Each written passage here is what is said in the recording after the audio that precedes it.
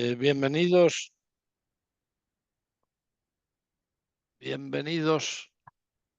a este nuevo seminario de peritos que se celebra a lo largo del año.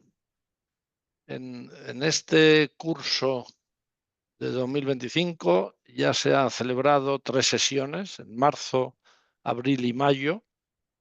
La primera de ellas tenía como objeto consejos del perito al abogado a la hora de preparar el caso.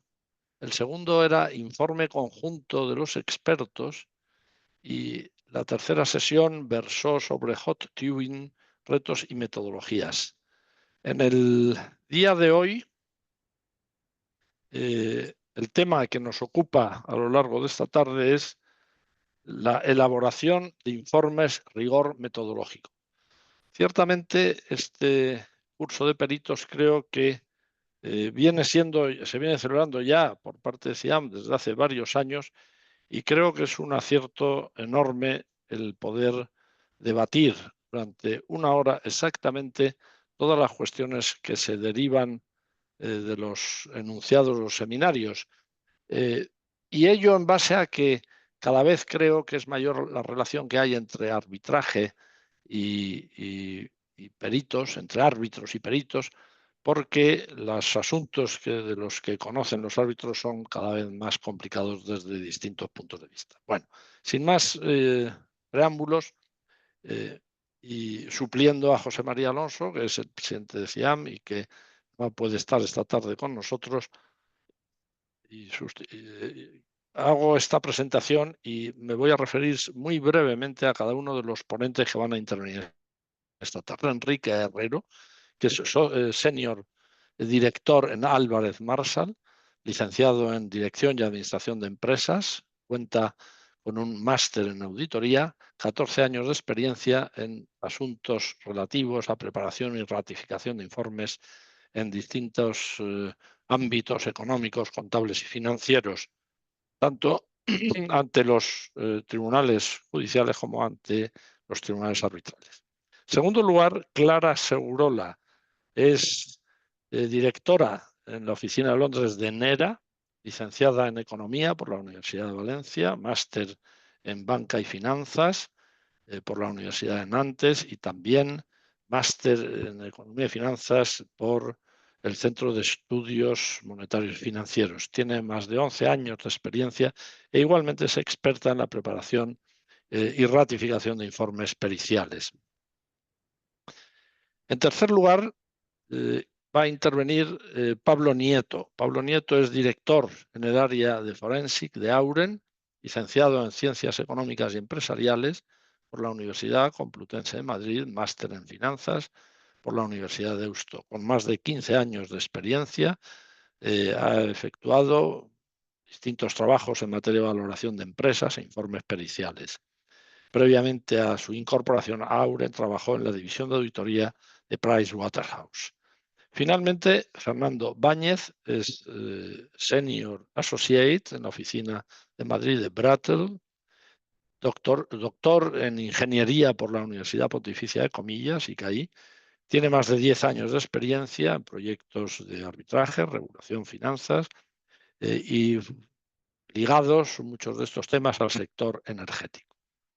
Y por último, quien va a moderar la sesión es una moderadora de lujo, que es Liana Baraldi, que es también tiene una maestría en Derecho Internacional y es licenciada por la Universidad de Sao Paulo, árbitro en distintos arbitrajes nacionales e internacionales por distintas cámaras y actualmente es también profesora en el ámbito académico, tanto en la Universidad de Sao Paulo como en la Universidad de Alabama. Eliana, además, tiene una vinculación grande con CIAM porque forma parte desde hace unos meses del pleno del Centro de Arbitraje Internacional de Madrid. Con este magnífico panel, yo no tengo nada más que ceder la palabra a Eliana para que dirija y nos podamos escuchar las intervenciones sin duda interesantes y muy documentadas de todos los ponentes. Eliana tiene la palabra. Gracias, Juan. Buenas tardes a todos. Es un gusto darles la bienvenida a la cuarta edición del seminario Ciclo de Peritos y quiero comenzar agradeciendo sinceramente al CIAMSIAR por la gentil invitación para moderar este panel. En especial mi agradecimiento a Juan Cerrada y a Talia Jiménez por su confianza. Bueno, hoy tendremos la oportunidad de conversar sobre un tema muy relevante, que es la elaboración de informes periciales.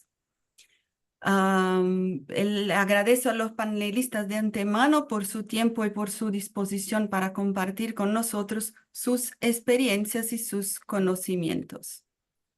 Bueno, hechas las presentaciones por Juan Cerrada, a quien muy agradezco, vamos a contextualizar brevemente el tema y ceder la palabra a nuestros ponentes. Nuestro panel tiene como objetivo reflexionar sobre el rigor metodológico en la elaboración de informes periciales en el arbitraje internacional.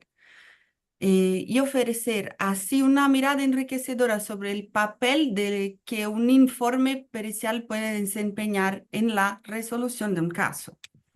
Bueno, un informe bien fundamentado y estructurado no solo facilita la exposición clara de los razonamientos técnicos, sino que también permite responder de manera sólida ante eventuales impugnaciones. Y en este sentido puede ser decisivo para contribuir a una resolución justa y bien informada de la controversia. Por el contrario, la ausencia de un informe claro, coherente y con rigor metodológico puede llevar a interpretaciones equivocadas, incluso sesgadas, poniendo en riesgo la integridad del arbitraje. Y al debatir hoy sobre buenas prácticas, sobre desafíos y sobre rigor metodológico, este panel busca no solo examinar el proceso de elaboración de informes, sino también resaltar el que, en mi opinión, es un rol esencial, el de los conocimientos técnicos en la tarea de esclarecer cuestiones complejas que deben ser evaluadas por quienes tienen la responsabilidad de juzgar, o sea, los árbitros. Y así empiezo con Clara Segurola, a quien pregunto, ¿qué se entiende por rigor metodológico en el contexto de elaboración de informes periciales, los que se utilizan en arbitrajes internacionales? Clara, tú tienes la palabra. Pues muchas gracias, Eliana, y buenas tardes a todos. Empezamos por el principio, poniendo las cosas claras y con definiciones. Yo creo que todos tenemos más o menos una idea intuitiva de qué es el rigor metodológico, ¿no? Que es un concepto relacionado con el método científico y consiste un poco en la idea de que para poder establecer un hecho científico y objetivo, pues hay que seguir una serie de pasos, ¿no? Para poder probarlo. Un ejemplo, para probar la efectividad de un medicamento hay que realizar un ensayo clínico. Este ensayo clínico tiene unas pautas muy marcadas, muy claras. Se necesita un grupo de tratamiento, un grupo de control, se administra el medicamento o el placebo. Y es este procedimiento el que garantiza la validez, la credibilidad y la precisión de los resultados, ¿no? Por eso nos podemos fiar de este estudio. Pues en el caso de la prueba pericial es muy parecido, ¿no? Los peritos tratan de establecer su opinión, ya sea legal, en un punto legal, o sea un tema técnico, o sea una cuantificación de daños, ¿no? Y para intentar, para garantizar que esa opinión sea lo más robusta, más fiable, más creíble posible, lo hacen tomando un método riguroso, haciendo que el informe pericial esté preparado con mucho cuidado y tomando unos pasos clave para llegar a las conclusiones a las que llegan. En este sentido, podríamos definir un poco el rigor metodológico en la prueba pericial como la aplicación de principios, de métodos, de técnicas y de criterios que son generalmente aceptados y que se tienen que aplicar de una manera muy sistemática, coherente y transparente para garantizar que el informe pericial sea objetivo, reproducible y defendible, ¿no? Ante los tribunales y ante los árbitros. Y un poco hablando a lo que decías tú, Eliana, antes, que el rigor metodológico es fundamental en la preparación de informes periciales, ¿no? Porque es uno de los factores clave que da credibilidad a la opinión del experto, que es un poco la razón de ser de la prueba pericial. Igual que en el ensayo clínico, por ejemplo, si no se hace correctamente, nadie se va a creer los resultados, es muy importante que el informe pericial tenga un cierto nivel de rigor. Y bueno, Clara, muchísimas gracias por tus palabras. Fernando, ¿a ti te gustaría comentar? Bueno, muy brevemente, o sea, totalmente de acuerdo con lo que ha dicho Clara. Simplemente es expandir un poco lo que ha dicho bueno, ser riguroso a veces se confunde en algunos casos, lo hemos visto, con aplicar las mismas metodologías o las metodologías estándar. Entonces, bueno, seguro que hablamos más adelante durante la sesión de hoy, pero no es lo mismo. Es decir, hay casos donde te exigen aplicar metodologías adaptadas a las particulares del caso, que no tiene por qué ser lo típico que llamamos los textbook case, que es la metodología estándar que esperarías aplicar o que es como la que ocurre cuando todo va según los casos ideales, que muchas veces no pasa. Entonces hay que tener cuidado con eso y no confundirlo. Buenísimo, Fernando, gracias. Y a Pablo y Enrique les pregunto si hay algo que añadir. Por mi parte, nada, estoy muy de acuerdo con lo que han expuesto mis compañeros. Tampoco por mi parte, la verdad es que ha sido una muy buena presentación. Inicia el debate. Qué bueno. Clara, en línea con los conceptos que tú nos traes, le pregunto cuáles son las características principales, en su opinión, de informes que han sido preparados siguiendo una metodología rigurosa y cuáles son las red flags que pueden indicar una posible falta del rigor metodológico bajo tu experiencia. Pues sí, no se puede generalizar, ¿no? No hay nunca que juzgar un libro por su portada, ¿no? Entonces eso en primer lugar. Pero sí que hay unas características que nos pueden indicar que un informe ha sido preparado con mayor o menor nivel de rigor, ¿no? En primer lugar está lo que esperaríamos en un informe pericial riguroso es claramente definido el marco de análisis, la metodología de trabajo y normalmente está basado en metodologías que son aceptadas y va un poco a esclarecer, ¿no? Va un poco a poner la hoja de ruta explicando cómo se va a dar respuesta a la pregunta que se plantea el perito. En segundo lugar, vamos a encontrar un análisis transparente, que está muy bien sustentado, con datos, con la información disponible, que sea fácil de replicar y donde se indican las fuentes utilizadas o cómo se han derivado los resultados.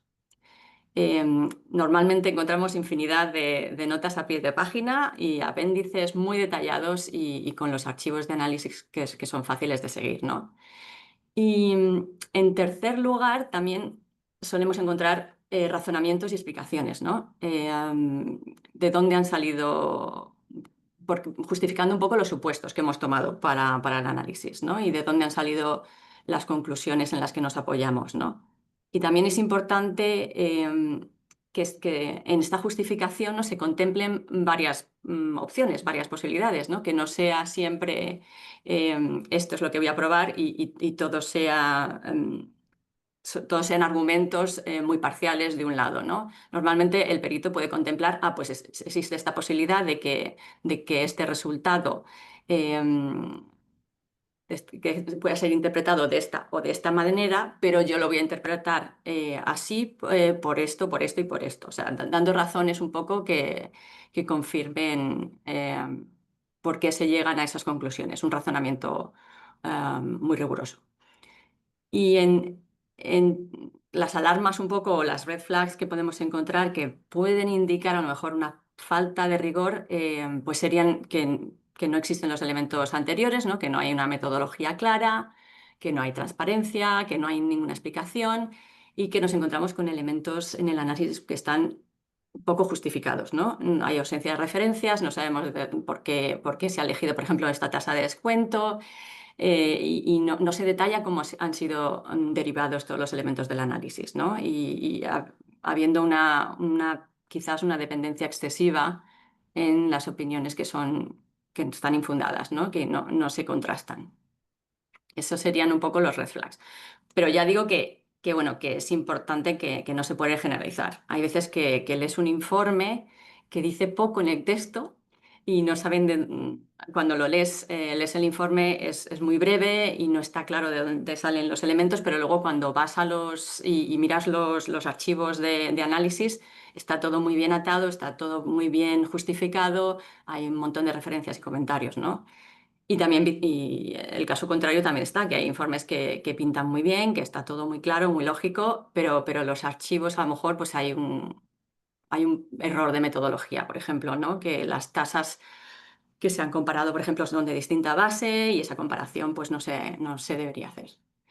Y también otro tercer punto que hay que tener en cuenta es que mucho del rigor metodológico no se ve. Está un poco detrás del informe, ¿no? Está en los protocolos que tenga el perito, ¿no? Para tener auditorías de calidad de los informes, de los archivos de análisis y que haya sido internamente revisado por otros peritos para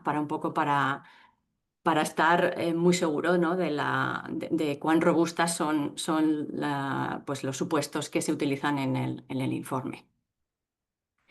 Y por otra parte, un poco lo que decía Fernando antes, ¿no? Que no hay que confundir la falta de rigurosidad con el hecho de que hay veces que se necesita medir, se necesita valorar bienes que son intrínsecamente muy difíciles de valorar, ¿no? Y que es difícil valorar con un alto grado de precisión o con metodologías muy estándar.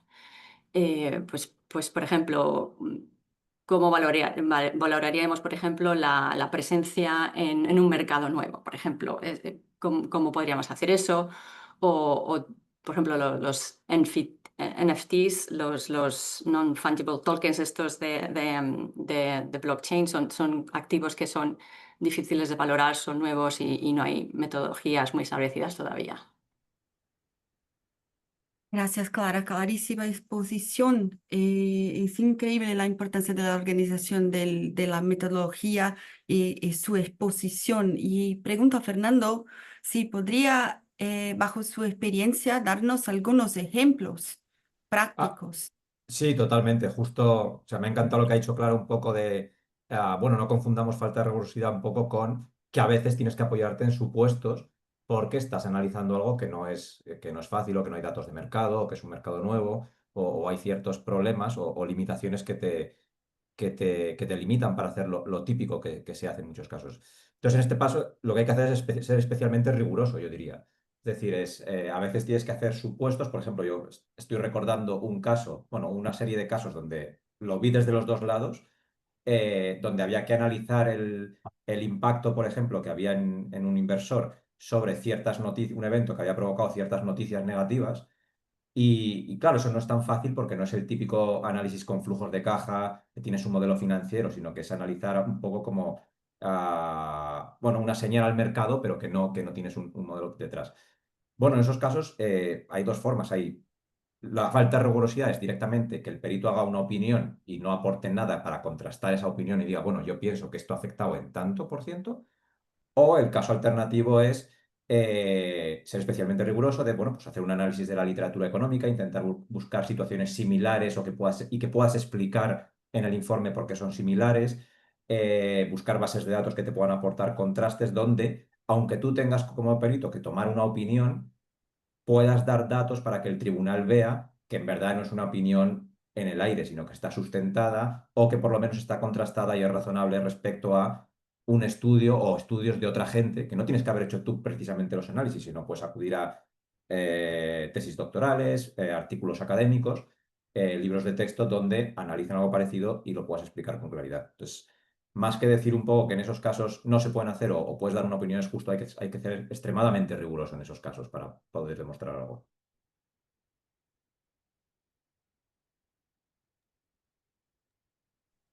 Gracias, Fernando. Fernanda y Clara, por traernos informaciones y ejemplos prácticos que nos serán de gran ayuda en la tarea de comprender la controversia técnica. Y bueno, continuando con nuestro segundo tema, ahora me gustaría preguntar a Enrique. A nosotros nos gustaría escuchar tus valiosas experiencias sobre cuáles son los principales obstáculos que se puede encontrar un perito al elaborar un informe riguroso. Sí, por supuesto, Eliana, muchas gracias. Respondiendo a la pregunta, yo destacaría 5 tipos de obstáculos que me parecen muy relevantes en nuestro trabajo. Si hiciera un símil con una carrera de obstáculos, el primero de ellos sería incluso previo al inicio de esa carrera, es el obstáculo de los sesgos, tanto los sesgos del propio perito como de las herramientas que utiliza. En relación con los sesgos cognitivos del perito, pues hay numerosos, ¿no? Pero en atención al tiempo voy a destacar únicamente los 2 que en mi experiencia son los más relevantes, que son en primer lugar el martillo de Maslow, que se resume con un aforismo que es muy visual, que dice que si todo lo que tienes es un martillo, todo lo que veas te parecerá un clavo. Y esto, que parece muy simplista, sucede en la práctica y de hecho hemos tenido ejemplos concretos. En un asunto muy relevante, un cliente pues nos solicitó un encargo que tenía 2 partes. Una parte fundamentalmente contable y otra parte de valoración. Hicimos nuestro trabajo y la parte contraria pues contrató a unos peritos que eran excelentes en la parte de valoración, pero que no tenían experiencia o no tenían mucha experiencia en la parte de contabilidad. ¿Qué parte de nuestro informe no tocaron? Efectivamente, la parte de contabilidad. Me gustaría pensar que vieron la luz, que tuvieron una experiencia casi mística cuando leyeron nuestro informe, pero creo que es posible que la explicación esté relacionada con este sesgo, ¿no? Entonces, ¿qué es lo recomendable hacer en estos casos? Pues montar equipos multidisciplinares. Por ejemplo, en el último año en Álvarez & Marsal hemos trabajado en proyectos con el departamento de valoración, con el departamento de servicios financieros, con el área de construcción, con expertos de comunicación, y de esta forma tratamos de asegurarnos de cubrir bien todos los ángulos del caso.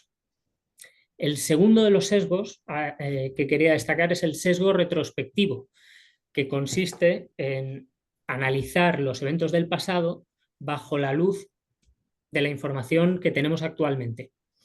Y fijaos si debe ser habitual este sesgo, que los economistas tenemos el dudoso honor de ser los que mejor predecimos el pasado, ¿no? Eso se dice mucho.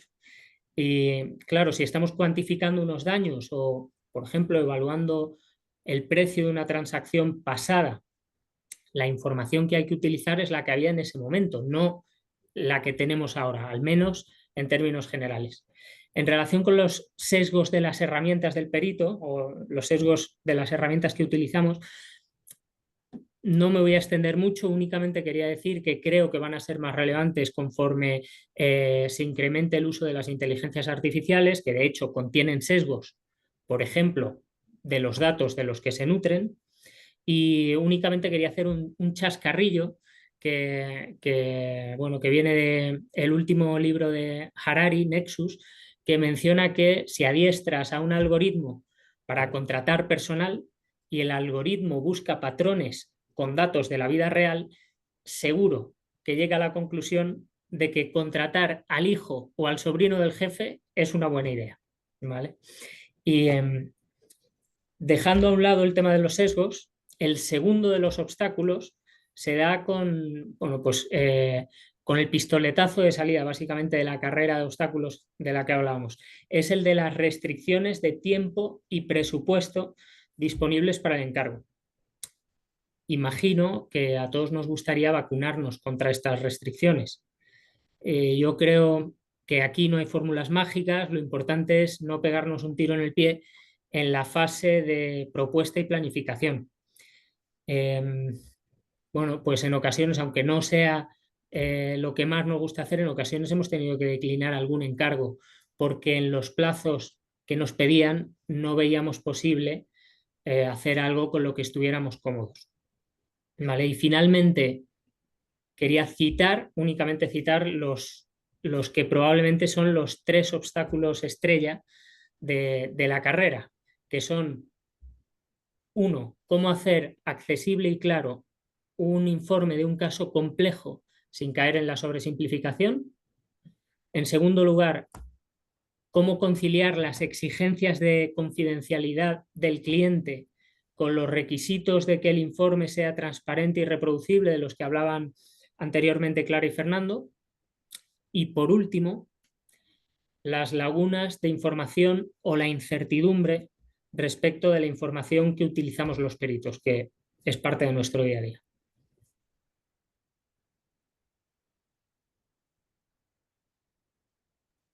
Gracias, Enrique. Muy interesantes los obstáculos y los casos prácticos que tú nos mencionas, y sin duda tu experiencia permitiría que habláramos del tema durante toda la tarde, pero a nosotros en este momento nos gustaría oír de Clara sus impresiones y comentarios, por favor. Sí, desde luego estoy muy de acuerdo con los obstáculos que ha enumerado Enrique, y también me gustaría añadir uno que hemos visto recientemente y que cada vez vemos más. No sé si es tanto un obstáculo al rigor metodológico del informe o a la credibilidad un poco del informe, pero es que hemos visto que en ocasiones a veces los peritos reciben instrucciones de los abogados que van un poco más allá del mero hecho de esta es la pregunta que tienes que contestar y estos son los supuestos de partida, ¿no? A veces hemos visto que los peritos se apoyan en instrucciones de los abogados para justificar, para apoyar un poco unos supuestos claves en el análisis, ¿no? En este caso en concreto en el que estoy pensando, estas instrucciones decían esta empresa cuánto hubiese vendido y a qué precios. Entonces, eso que en situaciones puede tener su justificación y que en situaciones pues, puede ayudar a la estrategia del caso.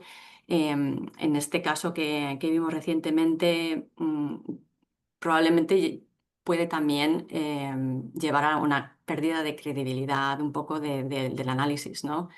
Y de hecho, en este caso que hemos visto, el contrainterrogatorio fue realmente ir supuesto a supuesto y decir, bueno, has sido instruido en este supuesto, ¿cuál es tu opinión como experto? Y no había muchas respuestas, con lo cual yo creo que probablemente bastante poco satisfactorio para el tribunal en ese caso. Buenísimo, Clara. Muchísimas gracias, Fernando. Pablo, ¿a ustedes les gustaría añadir algo bajo sus experiencias o comentarios sobre lo que dije, Clara o Enrique? Bueno, el comentario de todas ha sido muy interesante, ¿no? Es verdad que hay veces en las que son intereses contrapuestos entre distintas divisiones entre abogados y peritos, ¿no? Y muchas veces tienes que comunicar no solo al perito, sino a tu propio abogado y intentar explicarle por qué estás haciendo lo que estás haciendo, por qué es más riguroso metodológicamente y por qué no podemos utilizar pues, lo que él a lo mejor intuitivamente creía que iba a ser más fácil de explicar, ¿no? Ese es el primer paso. Las que ha tenido como abogado, pues ya el siguiente sería que lo diga. Gracias, Pablo. Fernando, ¿a ti te gustaría añadir algo? No, nada más, yo creo que Clara y Pablo han dicho exactamente un poco lo que iba a decir, que bueno, ahí el rol es un poco de los abogados de la otra parte, justo cuestionar esas instrucciones y preguntarle al perito qué opina sobre ellas, que es donde se ve que puede haber problemas. Nada más. Sí, claro. Y siguiendo con Pablo, nosotros avanzamos en los temas con profundidad, pero también con la claridad y objetividad necesarias para comprender este asunto. Pero siguiendo con el próximo tema, nos gustaría escuchar las impresiones de Pablo sobre el siguiente. ¿Está el rigor metodológico reñido con la claridad? Bueno, vamos a ver, la respuesta corta es que no. Es decir, es posible tener rigor metodológico y tener claridad. Pero también es cierto que cuanto mayor rigor metodológico y cuanta mayor complejidad, más difícil de explicar es normalmente la metodología que estás utilizando. Esto es una realidad, ¿no? Por tanto, al final lo que hay que tener es una especie de equilibrio entre ambas. ¿Qué cosas, en mi experiencia, se pueden hacer para compaginar y para hacer más claro un informe que puede ser metodológicamente complejo, ¿no? Bueno, son varios puntos. Lo primero, adaptar el lenguaje. Y nosotros, los economistas, los peritos, utilizamos habitualmente terminología financiera que, como para nosotros es sencillísimo, lo entendemos perfectamente, pues creemos que todos los demás árbitros, abogados y partes van a entender los conceptos, por ejemplo, como el de fondo de maniobra, como el rentita o la WACC, que los usamos como si fueran sencillísimos. Y es verdad que son términos sencillos, estos son los que planteaba yo, pero no tenemos que asumir los saltos y sobre todo no tenemos que asumir que en ese momento que tú estás explicando se tiene que acordar el exactamente de qué es el agua o qué es un fondo de. Por eso es importante, cuando estás haciendo el informe, también cuando lo estás ratificando, pues parar un segundo y explicar lo que es, ¿no? Y quizás solo eso es suficiente para hacerlo más claro. Luego, creo que es muy importante tener una estructura coherente en el informe, ¿no? Que sea muy lógico, una introducción, unos antecedentes, un análisis y unas conclusiones. Yo siempre digo que el informe es como una historia. Es como contar una historia. Hay un planteamiento, hay un nudo y hay un desenlace. Hay un ¿qué ha pasado? Algo ha pasado, ¿qué problema ha generado eso? ¿Qué vamos a hacer para resolverlo y cómo lo hemos resuelto? Esto es con palabras sencillas, pero eso mismo traducido en un informe es lo que nos va a permitir captar la atención desde el principio hasta el final, con un uso además muy importante de los resúmenes ejecutivos, claves para hacer más sencillo el informe. Bueno, por supuesto que los supuestos y criterios, las hipótesis implícitas estén bien explicadas y bien analizadas. Lo que nos pasa muchas veces, lo contaba un poco antes Clara, es que es verdad que nosotros estamos siempre trabajando normalmente sobre cosas que no han pasado. Es decir, llevamos un año sobre ser sobre hipótesis de qué habría sucedido si no hubiera vivido con TAC general el daño. Y por tanto siempre vamos a tener la crítica de que, bueno, pues está usted inventando. Como no sabemos, es posible.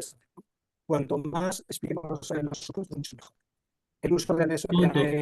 No estoy seguro de si soy yo. Estoy teniendo algún problema para escucharte bien, Pablo. No, ¿Ah, sí? sí, discúlpame. No sé si es una cuestión mía, Eliana. ¿Sí viendo lo que me refiero? Estás en silencio, Eliana. Estás en silencio. Pablo, a lo mejor son los cascos y quitándolos. Los voy a quitar. Sí, a mí me parece que falla un poquito, pero yo consigo. De acuerdo, pues entonces no hay problema. Pero si los demás no te oyen, podemos esperarte. Ahora no sé vosotros.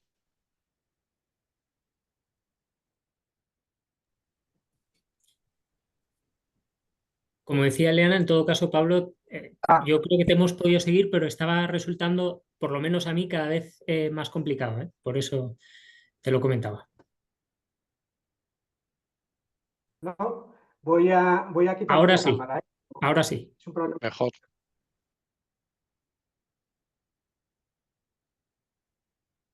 Vale, ¿qué tal me oís ahora? Mejor. Bien. ¿Sí? ¿Me oís mejor? Mejor. Vale, será un problema de conexión. Bueno, me había quedado en el tema de utilizar los... ¿Me estáis oyendo, verdad? Vale, me había quedado en el tema de utilizar los anexos para, bueno, pues para eliminar todos los cálculos que no son imprescindibles para comprender el informe y mandarlos a los anexos. En mi opinión, lo más importante es que se entienda conceptualmente qué estamos haciendo. Y luego los cálculos, bueno, pues ya los detallaremos una vez que hayamos entendido el concepto. Y por último, y muy importante, la responsabilidad del perito como comunicador. Es decir, no solo tiene que ser técnicamente riguroso, sino tenemos que explicarlo y convencer de que que son dos cosas distintas. Uno es que sea riguroso y otro que la gente lo entienda como riguroso. Eso es muy importante en la parte, sobre todo, de ratificación, es en la parte donde más énfasis se puede hacer. Tú puedes haber hecho un informe muy riguroso, pero que luego no se transmita como tal, y eso es importante, bueno, pues transmitir seguridad con el tono de voz a la hora de ratificar, empatía, detectar si el árbitro y las partes están entendiendo lo que estás diciendo y adaptarte rápidamente a su reacción, ¿no? Muchas veces no es una pregunta, sino es una expresión, ¿no? La que te está diciendo si puedes o no puedes. Y todos estos puntos, bueno, pues pueden resolver en parte ese problema de incompatibilidad de claridad y complejidad. Gracias, Pablo. Nos cuenta sobre temas muy interesantes, sobre todo la comunicación, que es uno de los desafíos más difíciles para los peritos, que es traducir las cuestiones técnicas para el árbitro. Y pregunta a Enrique si tiene algo a añadir bajo su experiencia o observaciones o comentarios. Pues comparto con Pablo en que el uso de anexos es un aliado muy importante para nosotros para poder desarrollar algo complejo y que a la vez sea claro. Y añadiría quizá bueno, que el procedimiento arbitral con respecto al procedimiento judicial en general nos facilita un poco la vida a los peritos por haber una mayor especialización por un lado y además porque solemos disponer de más tiempo para explicar nuestro trabajo. Normalmente podemos hacer una presentación al principio de nuestra ratificación, los interrogatorios cruzados son más exhaustivos, bueno, entonces tenemos más tiempo y un espacio mayor para explicar trabajos que en ocasiones son complejos y eso nos facilita un poco la vida. Lo de los interrogatorios cruzados no necesariamente, pero en general sí, tener más espacio en un procedimiento arbitral nos resulta positivo. Gracias, Enrique. Fernando, Clara, ¿ustedes tienen algún comentario extra? Y yo tengo una otra pregunta, Pablo. Muy bien. Ninguno por mi parte. No, muy de acuerdo con lo que ha dicho Pablo. Ok. Pablo, bajo su experiencia sobre la complejidad del informe pericial, abordando la necesidad de equilibrar el rigor metodológico con la claridad y la accesibilidad del informe pericial cuando los árbitros son personas sin conocimientos técnicos en la materia. ¿Qué sucede cuando la metodología requiere un conocimiento profundo sobre técnicas económico-financieras, por ejemplo, y el árbitro no lo tiene? ¿Y es posible ser claro en estos casos que son extremadamente técnicos? ¿Cuál es el reto del perito en estos casos? Sí, yo puedo poner un ejemplo de un caso que hemos tenido, ¿no? Era, bueno, pues un caso de daño por competencia en el que había que estimar, bueno, pues un precio no cartelizado para poder estimar el daño que había, ¿no? ¿Qué sucede? Que para eso teníamos que utilizar, y la metodología más solvente era utilizar un modelo econométrico. Estamos un poco en un caso extremo, ¿no? Es decir, estamos utilizando metodologías que son muy complejas. Y para utilizar un modelo econométrico hace falta un conocimiento profundo, primero de estadística, una base estadística, y luego además específico de econometría. Y bueno, llega el momento de elaborar el modelo y llega el momento de explicarlo, ¿no? ¿Qué sucede? Pues obviamente, bueno, los árbitros, como decía Enrique, suelen tener un conocimiento más profundo de estos temas que los jueces, ¿no? Pero aún así, estamos hablando de un nivel técnico muy detallado. ¿Qué es lo que hicimos nosotros o cómo planteamos nosotros un informe de este tipo en el que si no sabías estadística y econometría era muy difícil entenderlo? Bueno, pues explicarlo desde cero, tanto en el informe como en la propia ratificación, ¿no? Pues empezábamos. Es que esto de la econometría, ¿qué es? Esto es una ecuación en la cual vamos a sacar un precio en función de unas variables. Este precio depende de estas variables. Lo que estamos haciendo es eliminar el efecto de distintas variables y buscar solo el efecto del cártel. Y hay una serie de estadísticos, como el R cuadrado, que nos explican el porcentaje de precio que estamos explicando. Esto era un poco complejo porque te obligaba, tanto en el informe como en la certificación, a dar explicaciones mucho más largas, ¿no? Pero fue la única manera que vimos en la que podíamos explicar al árbitro o al juez qué metodología estábamos utilizando. ¿Qué experiencia teníamos? Bueno, pues hay jueces o árbitros que están dispuestos a dedicarle el tiempo que hace falta para entenderlo y otros que te decían que no les dieras una clase, ¿no? Pero fue la única vía que tuvimos para explicar. Y es verdad que lo conseguimos hasta cierto punto. Llega un momento en el que al final, bueno, pues todos esos inputs, todas esas variables los metemos en el programa econométrico que hace la regresión de mínimos cuadrados, que saca unos resultados y ahí muchas veces es muy difícil explicar, salvo que tengas esa formación estadística, qué ha sucedido, ¿no? Con lo cual puede finalmente quedar esa duda, ¿no? Al árbitro de si realmente se está aplicando la metodología correcta.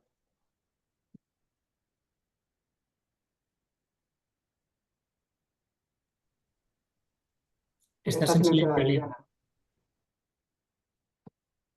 Gracias, perdón.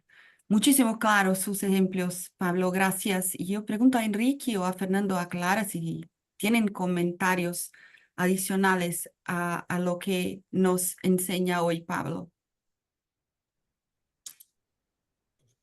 Por mi parte, me parece un caso muy ilustrativo, ¿no? de un tema muy complejo que es complicado explicar. Bueno, pues no todo se puede explicar en un eslogan, ¿no? Como decía Oscar Wilde, la pura y simple verdad rara vez es pura y nunca simple. Y en estos casos no queda otra que trabajar en el fondo y en la forma para explicarlo con la máxima claridad y sin caer en la sobresimplificación, ¿no? que decíamos antes. Y bueno, pues como decía Pablo, pues es un reto. Yo creo también que es un poco el papel del perito, ¿no? De dar las herramientas técnicas para hacer esa información, ese análisis accesible al tribunal. Con lo cual, aunque desde el análisis más simple hasta el análisis más complejo, ¿no? Hay que dar esos elementos para que puedas seguir la lógica y cómo hemos derivado las conclusiones. Con lo cual, me parece muy acertado. Completamente de acuerdo, por mi parte. Buenísimo. Y siguiendo con el próximo tema, Fernando, quedámonos contigo. Fernando hoy nos traerá una idea de transparencia en el informe pericial. Fernando, nos encantaría escuchar su visión de la importancia de la transparencia. ¿Qué prácticas puede adoptar el perito o cuáles son los estándares que regulan la elaboración de informes periciales que pueden contribuir a la transparencia? Sí, claro. Bueno, la importancia de la transparencia, lo hemos comentado durante más o menos toda la sesión, muchísima, ¿no? Es un componente necesario de que un informe sea riguroso y de que te puedan creer, básicamente. ¿Qué implica? Pues al final es ser muy claro claro, lo ha comentado antes, por ejemplo, las instrucciones, los supuestos que se están utilizando, los datos, los análisis que se están utilizando y por qué son apropiados. Y hasta cierto punto, lo que decíamos, el perito no solo tiene que decir que todo lo que hace es 100% seguro, sino incluso reconocer las limitaciones que pueden tener ciertos análisis y que no hay un solo punto de vista a veces de llegar a un número, sino que hay ciertos rangos donde te puedes mover y todos son hasta cierto punto razonables, ¿no? Puntos en particular que yo diría que hay que considerar o que aportan en ser transparentes, ¿no?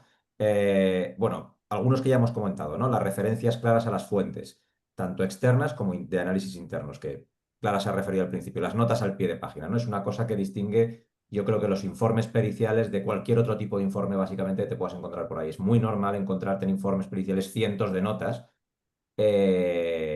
Para poder explicar o para poder detallar de dónde vienen todos tus datos y todos estos supuestos, ¿no? Como punto un poco de nota aquí yo creo que las notas no solo son importantes para ser rigurosos, sino además que para los peritos son como tu salvavidas luego en el juicio, un poco. Es decir, vas a llegar ahí, has hecho un análisis hace un par de años, hace 2 años, ha pasado tiempo, te preguntan una cosa súper específica, más te vale tener bien la nota porque si no es muy difícil acordarte, ¿no? Y es un poco algo que hablamos a veces, que el informe pericial o la parte principal del informe pericial es para el tribunal, las notas son para los peritos y discutir entre nosotros casi, ¿no? Pues es un poco eso, ¿no? Otro punto que hemos tocado anteriormente, los apéndices, ¿no?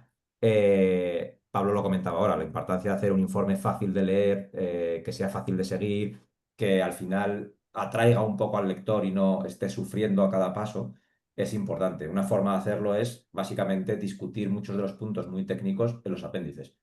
Y claro, la mencioné antes, por ejemplo, con la tasa de descuento, ¿no? La tasa de descuento es algo que todo el mundo más o menos aplica, que todos estamos un poco de acuerdo en los básicos, y el diablo está en los detalles, ¿no? Entonces, muchas veces hay que ser riguroso y preciso, pero meter todo eso en medio del informe no hace más que enfarragarlo a lo mejor y a lo mejor puedes pasar muchas de esas cosas a los apéndices, ¿no? Para limpiar el informe. Un punto también muy importante que hemos comentado un poco antes, que Clara comentaba la idea de que hay veces que hay peritos que tienen todas las instrucciones casi delimitadas que les lleva a la conclusión. Bueno, es lo que decíamos, Armin, ser objetivo, o sea, ser transparente, perdón, en estas instrucciones y en tu objetivo del informe es clave. Muchas veces nos ha pasado en casos donde el otro perito, por alguna razón, no ha dejado claro cuál era el objetivo de su informe o cuál era el análisis o a quién estaba calculando daños, que podía ser al inversor, podía ser al deudor o podía ser a la propia empresa per se. Bueno, esto no ayuda al tribunal y crea confusión y al final pierdes tiempo en rondas discutiendo cosas que deberían estar claras un poco desde el principio, ¿no? Luego quiero detallar un poco, centrarme un pelín más en los datos que utilizamos, ¿no? Bueno, cada vez, por toda la capacidad que hay ahora de almacenar datos y de registrar datos, hay cada vez más. Entonces es cada vez más normal tener informes con cientos de datos, muchos exhibits o documentos anexos. Entonces es muy importante, yo creo, y cada vez va siendo más importante ser claros tanto en los datos, en la procedencia de los datos y si vienen del cliente o los has descargado tú o los has auditado o tratado de alguna manera, como en la organización de los mismos, ¿no? Y por último, que es, vamos, cojo el ejemplo un poco, vengo un poco de lo que acaba de comentar Pablo, es, no hay que, el informe no es solo el texto principal, muchas veces es los análisis que lo acompañan, ¿no? Y no hay que confundir ser transparente con, como puede ser ser muy detallado en el informe, en el análisis econométrico, con hacer un análisis superficial o simplista justo para ser transparente y vendérselo fácil al tribunal. Lo primero que hay que ser es preciso en los datos, en los cálculos que queremos hacer y las conclusiones a las que queremos llegar. Y hay veces que un modelo simplista o superficial no te permite eso.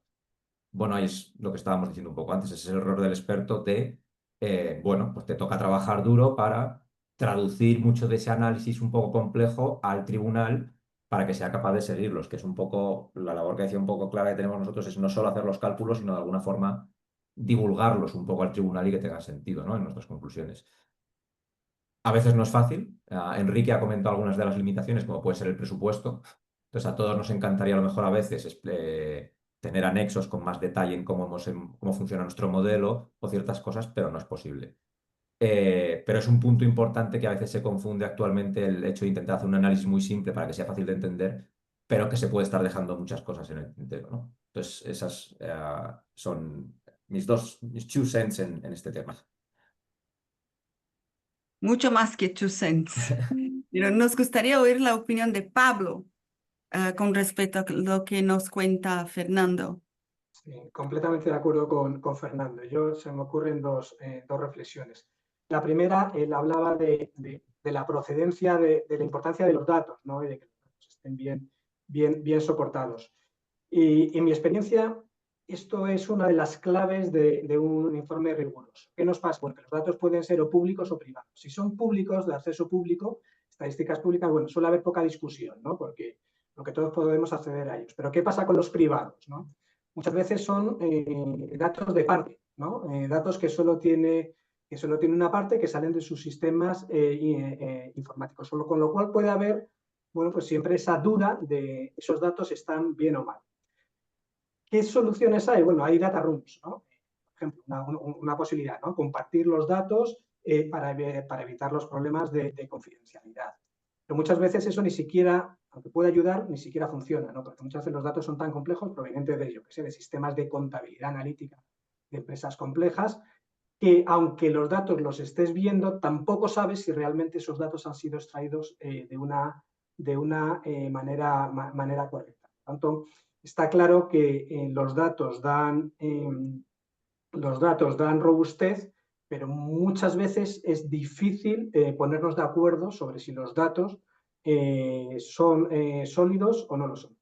Y luego es que no puedo estar más de acuerdo con lo que ha dicho, que transparencia y explicación de los informes no quiere decir simplificación. Porque es que si lo hacemos muy complejo nos van a criticar, pero es que si lo hacemos muy sencillo también nos van a criticar. Van a decir que ese modelo no tiene los parámetros suficientes y no es robusto. Por tanto, nos van a criticar por los dos lados. Si nos van a criticar, mejor que sea porque es muy robusto y que tengamos que hacer el esfuerzo de explicarlo, que esa es nuestra responsabilidad y tengamos la seguridad de que las hipótesis que estamos haciendo son razonables. Perfecto, de acuerdo. Y Clara y Enrique, sus comentarios, por favor. ¿Sí hay? Muy de acuerdo con lo que han dicho Fernando y Pablo, por mi parte. Sí, igualmente. Es un reto Gracias, cuando... Clara, gracias, Enrique. Sí, iba a decir que es un reto cuando hay información que el cliente no quiere aportar al procedimiento porque es un riesgo demasiado elevado el aportarlo y le genera más daño el que la otra parte pueda disponer de esa información. Por ejemplo, en muchas ocasiones las disputas se dan entre competidores. Pero bueno, ahí los mecanismos que han indicado pues son útiles para sortear al máximo posible esa debilidad en realidad que impacta en el informe cuando no puedes presentar toda la información que utilizas al llegar a tus conclusiones. Y siguiendo en este tema, Enrique, ¿cómo específicamente, cómo afecta la rigurosidad del informe pericial el hecho de que el perito se enfrente a lagunas de información o información incerta o confidencialidad? ¿Qué debe hacer el perito en estos casos? Pues el perito tiene una serie de herramientas, muchas se han comentado ya, pero es cierto que la falta de información, pues como comentábamos al principio, es uno de los principales obstáculos para hacer un informe pericial riguroso. Me gusta una frase, no recuerdo ahora de quién, que dice que sin datos solo eres otra persona con una opinión, ¿no? Y sin embargo, es parte del día a día del perito el no contar con toda la información que le gustaría o que parte de esa información sea incierta por muchos motivos, por el paso del tiempo, que puede hacer difícil acceder a la documentación soporte, por las propias obligaciones de conservación de los documentos, porque la empresa migra los sistemas, que nos pasó en un caso, estábamos ayudando a una entidad financiera, analizando un montón de transacciones y llega un punto en el que un montón de conceptos o un montón de apuntes tienen un importe y como concepto tienen migración o apuntes migración.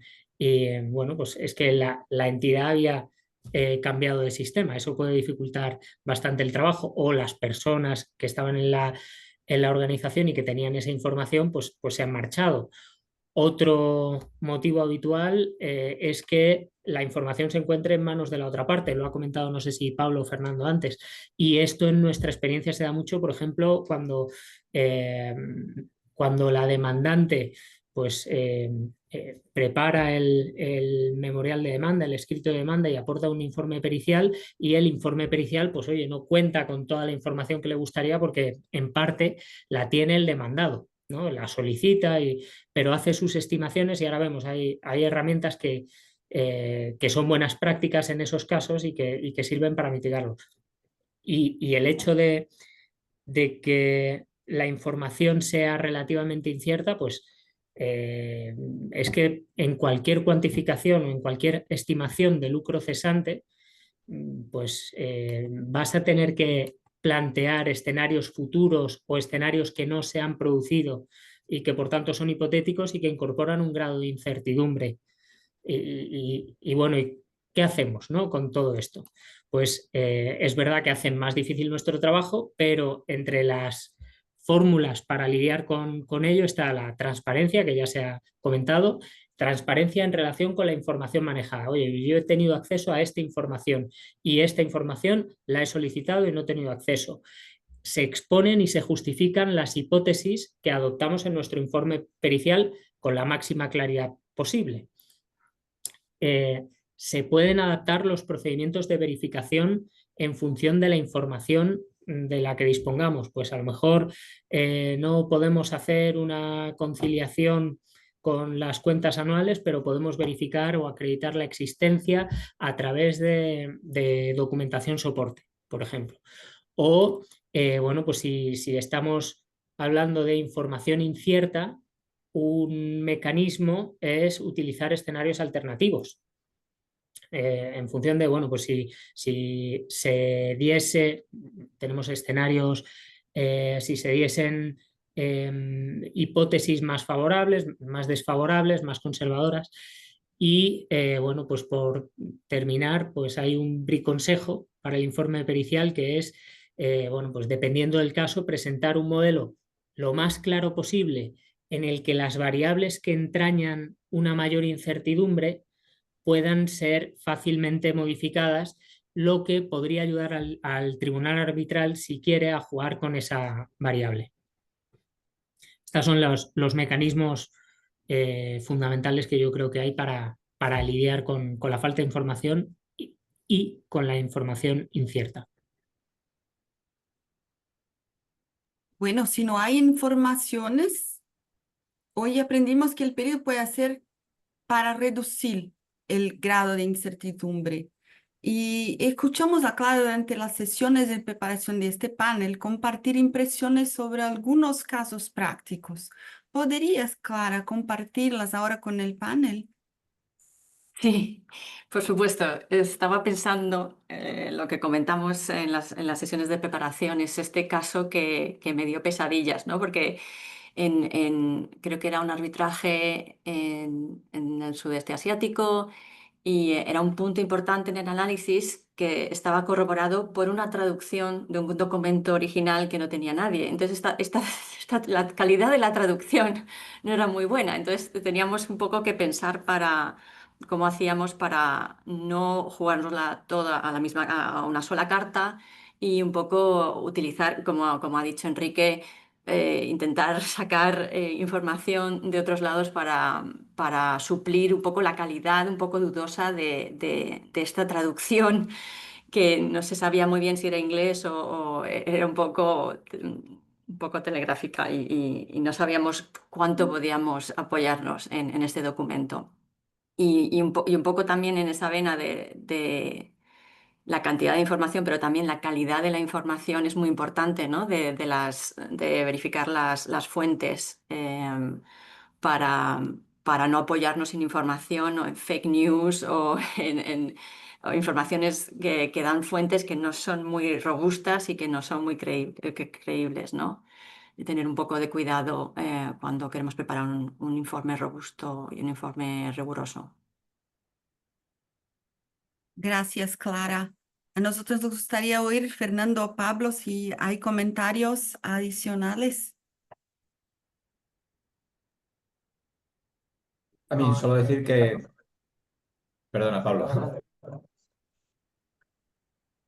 Nada, solo iba a decir que estoy totalmente de acuerdo con lo que han dicho mis compañeros, en especial lo que ha dicho Enrique un poco de que los modelos tengan como...